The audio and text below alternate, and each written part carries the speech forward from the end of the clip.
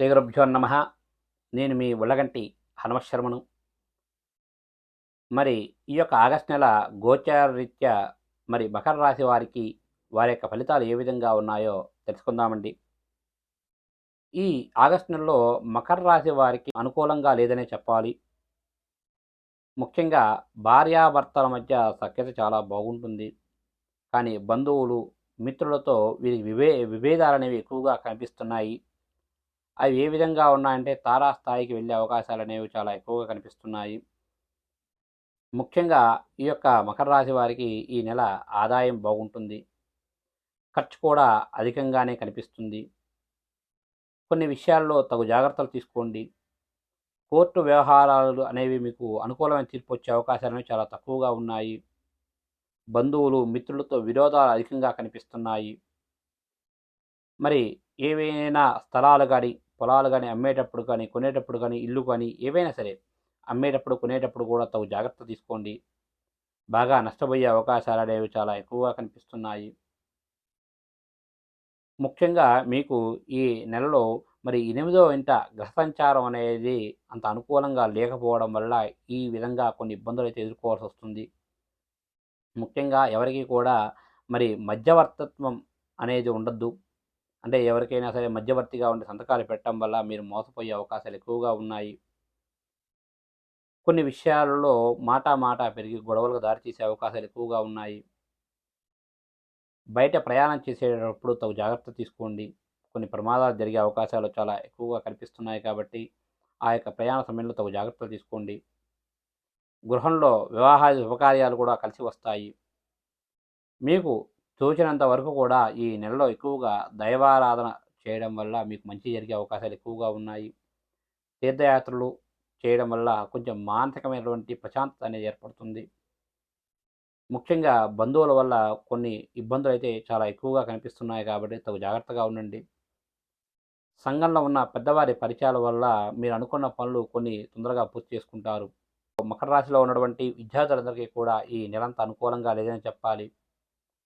ఆ యొక్క పోటీ పరీక్షా సమయంలో తగు జాగ్రత్తలు తీసుకోండి.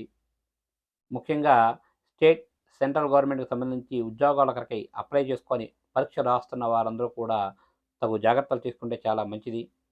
ఆ యొక్క నిర్ణీత సమయంలో పరీక్ష కేంద్రానికి వెళ్తే చాలా మంచిది. ఎందుకంటే కొన్ని ఆటంకాలు వచ్చే అవకాశాలు ఎక్కువగా కనిపిస్తున్నాయి కాబట్టి తగు జాగ్రత్తగా ఉండండి. ఇక ఎవరైతే ఈ యొక్క మకర రాశిలో ఉన్నటువంటి వ్యాపారస్తులందరికీ కూడా ఈ నెలంతా అంత అనుకూలంగా లేదని చెప్పాలి. మీకు ఈ నెలలో లాభాలు ఆర్జించకపోగా మరి జాయింట్ వ్యాపారస్తులకి గొడవలు జరిగే అవకాశాలు ఎక్కువగా ఉన్నాయి. చిన్న చిన్న మనస్పర్ధల ద్వారా మీ యొక్క వ్యాపారం అనేది కూడా మీ యొక్క వ్యాపారాలు అనేవి కూడా కొన్ని ఇబ్బందులకు గురయ్యే అవకాశాలు ఎక్కువగా కనిపిస్తున్నాయి. ఇక ఎవరైతే మరి యొక్క మకర రాశిలో ఉన్నటువంటి మరి ప్రైవేట్ సంస్థల్లో పనిచేస్తున్న వారందరికీ కూడా ఈ నెలంతా అనుకూలంగా లేదనే చెప్పాలి.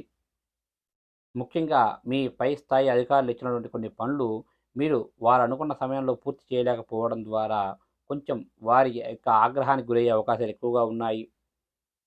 దాంతో కొన్ని ఇబ్బందులు గురయ్యే అవకాశాలు కూడా బాగా కనిపిస్తున్నాయి. కాబట్టి తగు జాగ్రత్తగా ఉండండి. గతంలో ఏవైనా బోనస్లు కానీ, ఇంక్రిమెంట్స్ కానీ, ఏవైనా ట్రాన్స్ఫర్స్ విషయంలో వారితో చర్చించకుండా ఉంటేనే చాలా మంచిది. ఇక ఎవరైతే ఈ యొక్క మకర రాశిలో ఉన్నటువంటి చలనచిత్ర రంగస్థలంలో పనిచేస్తున్న వారందరికీ కూడా ఈ నెలంతా అనుకూలంగా లేదనే చెప్పాలి.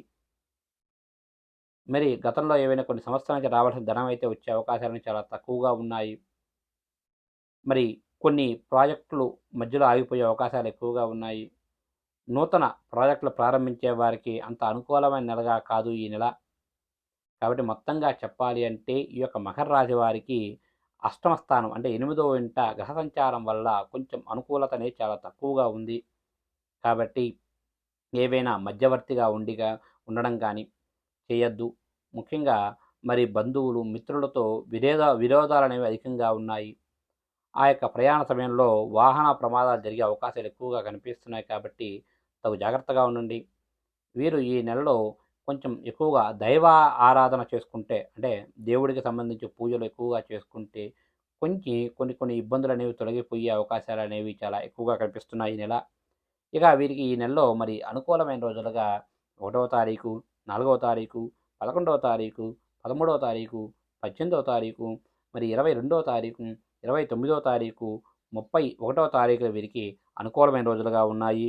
ఇక వీరికి ఈ నెలలో ప్రతికూలమైన రోజులుగా మరి 6వ తారీఖు, 8వ తారీఖు, 16వ తారీఖు, మరి 20వ తారీఖు, 24వ తారీఖు, 26వ తారీఖు వీరికి ప్రతికూలమైన రోజులుగా ఉన్నాయి. కాబట్టి అనుకూలమైన రోజుల్లో మీరు ఏ కార్యం తలపెట్టినా ఎటువంటి ఇబ్బందులు లేకుండా పూర్తి చేస్తారండి. ఏవైనా ప్రతికూలమైన రోజుల్లో ఏవైనా కార్యం తలపెడితే కొన్ని ఇబ్బందులు వచ్చే అవకాశాలు ఎక్కువగా ఉన్నాయి కాబట్టి గురువు గారిని కానీ లేదా మీ ఇంటి పురోహితుని కానీ సంప్రదించి దానికి సంబంధించినటువంటి తగు పూజలు చేసుకుంటే మీకు అంతా మంచి జరుగుతుంది. స్వస్య శీఘ్రం.